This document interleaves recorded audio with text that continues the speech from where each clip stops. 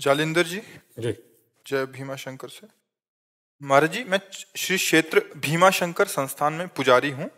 महाराज जी, हम जब पूजा अर्चना सेवा करते हैं तब कुछ महिला भक्त मंदिर में बहुत कम वस्त्र परिधान करके आते हैं। उससे अंग प्रदर्शित होते हैं, अन्य भक्तों को ना चाहते हुए भी देखना पड़ता है। हम जब उनसे कहते हैं तो कहते हैं कि हमारी मर्जी, तुम्हें क्या अधिकार, और लड़ने लग जाती है। महाराज जी, कृपया मार्गदर्शन करें कि ऐसे मंदिर आदि में या कोई मंदिर या कहीं भी देखो, आज जो है मन और इंद्री की गुलामी को स्वतंत्रता माना गया है।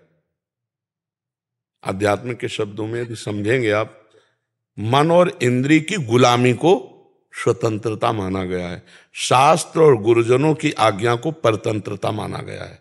इसीलिए प्रभाव नहीं पड़ सकता, क्योंकि भवानी शंकरो वंदे श्रद्धा विश्वास रूपिणो याभ्याम बिना न पश्यन्ति सिद्धा स्वांता स्तमीश्वरम। श्रद्धावान लभते ज्ञानम। जब श्रद्धा ही नहीं है संत और शास्त्र के वचनों में, तो मन मानी आचरण स्वाभाविक है। अब हमको अपने को बचाना है। यदि मेरी बहन हो तो क्या अपने बहन के अंगों को देखकर मुझे काम आएगा क्या? मेरी बहन बीमार हो, मेरे ही समान हो और कोई सेवा करने वाला ना हो, यदि मैं उसे शौचाऊं, यदि उसको वस्त्र पहनाऊं, तो क्या काम आ जाएगा क्या? तो मैं अपनी दृष्टि को पावन करूं। अब समाज को पावन करने की सामर्थ्य भगवान में है, या भगवान जिन संतों की वाणी से करवा दें तो है, नहीं तो असंभव सा है, क्योंकि मनमानी आचरणों का बड़ा मनोरंजन चल रहा है। शास्त्र आज्ञा का पालन करना कहीं रह नहीं गया है। अब हम बार बार उसी प्रसंग को फिर सामने लाते हैं। एक बच्चा कई बच्चियों से बॉयफ्रेंड गर्लफ्रेंड का संबंध रखते हैं, बच्चियां, और ब्रेकअप करते हैं, फिर अगले। इसे क्या कहते हैं हमारी शास्त्रीय भाषा में? व्यभिचार। और व्यभिचारी पुरुष और व्यभिचारी स्त्री को किस भाव से देखा जाता है शास्त्र की दृष्टि में? तो संयम तो खो चुके, संयम खो चुके, पवित्रता खो चुके। अब ये लज्जाहीन मर्यादाहीन बुद्धि, ये क्या ऐसा वो सदुपयोग अपने शरीर का या अपने जीवन का कर पाएगी? बस वो तो अब उनके विषय में बोलने का मतलब है अपने को गाली खवाना, अपने को गाली खवाना। तो हमें लगता है हमें अपनी दृष्टि ठीक कर लेनी चाहिए, और तेरे भावे जो करे भलो बुरो संसार, नारायण तू बैठ के अपनो भवन बुहार। हाँ, तो हमारा शास्त्र और हमारे गुरु जी यही उपदेश करते हैं कि अपने आप को बचा लो। बस यही खास बात है।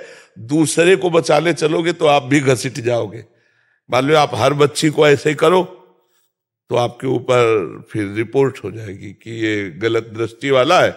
इसलिए जिस रूप में आओ प्रभु आप ही हो। हाँ, कोई आपसे पूछे तो उपदेश दे दो, लेकिन समझने वाला कोई है नहीं, समझने वाला कोई है नहीं। हमको अपने आप को समझाना होगा।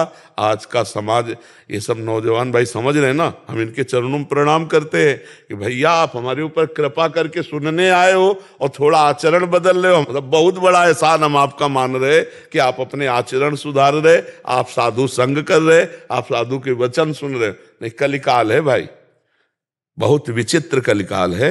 ये तो पता नहीं कौन सी लहर चली है कि संतों के प्रति श्रद्धा हो गई। तो इसलिए अपने को सुधारा जाए, समाज को सुधारने की। नहीं, मैं अपने की बात नहीं कर रहा था।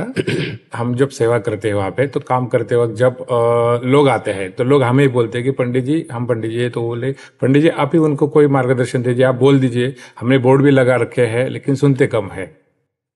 नहीं सुनेंगे, आप कहोगे तो आपके ऊपर वचन और, हाँ, वचन और हो सकता है कटुता का व्यवहार हो जाए। नहीं सुनेंगे आप। पहला हमारा उत्तर था, मन और इंद्रियों की गुलामी को स्वतंत्रता समझा जाता है। शास्त्र और संतों की वाणी के अधीन चलना परतंत्रता समझा जाता है। कैसे समझ में आएगी आप बता? तो इस विषय में हमें लगता है कि मौन होना ही उचित रहेगा। कोई प्रश्न करे तो उसका उत्तर दिया जा सकता है कि महाराज जी हम लोग ऐसे वस्त्र पहनते हैं, क्या ठीक है? तो फिर बोल सकते हैं, क्योंकि वो जानना चाहते हैं। और ऐसे आप बोलोगे तो फिर बहुत ही गलत हो जाएगा। बहुत ही गलत शब्द का प्रयोग हो सकता है, बहुत ही गलत शब्द का प्रयोग, हाँ, संसार का बहुत विचित्र स्वरूप है, नहीं प्रयोग हो सकता। वो आपको ही डांट लग सकती है बहुत। हाँ, इसलिए मौन अपने से कोई तब उत्तर देने का प्रणाली भी है ये, उपदेश देने की। जब तक प्रश्न ना करे तब तक उसको उपदेश न दे, नहीं वो उपदेश काम नहीं करेगा।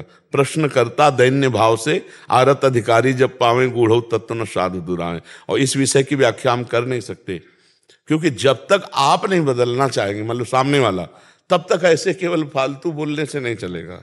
वो सामने सुधरना चाहे तो उसको हो सकता है। और नए बच्चे हैं, ये इतना ही मान लें कि गलत आचरण न करें और नशा न करें, इतना ही मान लें तो हम इनके चरण छूते हैं, सब बच्चों के। हमारे भारत के ये भविष्य हैं, ये कोई गंदा व्यसन न करें और ये गंदे आचरणों से बच जाए, नहीं बहुत बड़ी हानि होती है। फिर ब्लैकमेल होने लगते हैं बच्चे, फिर अपने को कंट्रोल में ना करने के कारण वो अपने को मिटा देने की सोचने लगते हैं। नए नए बच्चे कई कारणों से अपने शरीर को त्यागने की बात, तो थोड़ा अध्यात्म सुने, नशा न करें, व्यभिचार प्रवृत्ति से बचें और अपने आप को भारत की सेवा में लगाने योग्य बनावें, समाज की सेवा में लगाने योग्य बनावें। इतना बहुत बड़ा उपकार हो जाएगा। और देखो, जैसे जैसे कलयुग बढ़ेगा तो पापाचरण बढ़ेगा, पापाचरण बढ़ेगा तो कैसे बढ़ेगा, ऐसे बढ़ेगा। मम्मी पापा से बच्चे कैसे बात करते, तुम अपनी देखो यार, हम अपनी देख लेंगे, ऐसे हमने सुना है। मम्मी पापा से कह रहे हैं ऐसे, तो हमारे अपने बाप की नहीं मानते, हमारी बात कैसे मान लेंगे। हमारी मान रहे हैं, यही बात हम प्रणाम करते हैं भैया, बहुत प्रणाम करते हैं। सुबह जब हम आते हैं ना तो हमें लगता है 80% जवान होंगे, सब नौजवान होते हैं 80%। तो देख के हमें आनंद लगता है कि अगर ये सुधरे तो भारत सुधर जाएगा। क्योंकि नौजवान मतलब भूत अवस्था होती है, नौजवान की होती यौवन ज्वर के ही नहीं बलकावा, इसमें कुछ नहीं यार, अपनी मस्ती से। और ये सुन रहे हैं हाथ जोड़ के, ये खड़े हैं साधु दर्शन के लिए, इसका मतलब श्रद्धा है। इसका मतलब हमारे भारत में अभी संतों और शास्त्रों के प्रति श्रद्धा है। तो जो श्रद्धा करेंगे वो तो सुधर जाएंगे, और जो श्रद्धा नहीं करेंगे तो मनमानी आचरण को सुधारना बड़ा कठिन है, बड़ा कठिन है।